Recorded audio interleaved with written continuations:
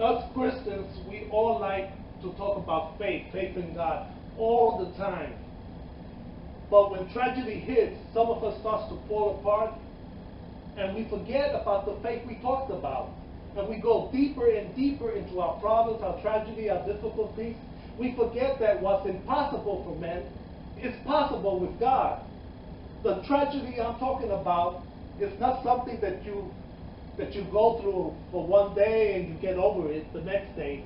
No, I'm talking about severe tragedy. The kind that cause great amount of pain and suffering. The kind that will require God, would require God to make them go away. Faith starts to fade away, pulling us further and further away from God.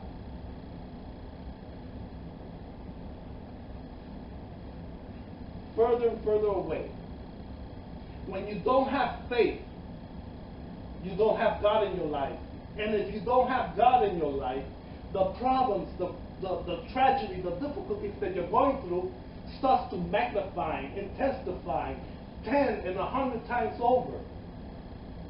No matter what boat, no matter what sailboat, no matter what boat of circumstances you're in, when Jesus calls you to come out of that boat and start walking on top of water towards Him, you don't lose focus. Otherwise, you're going to fall into the water just like Peter did.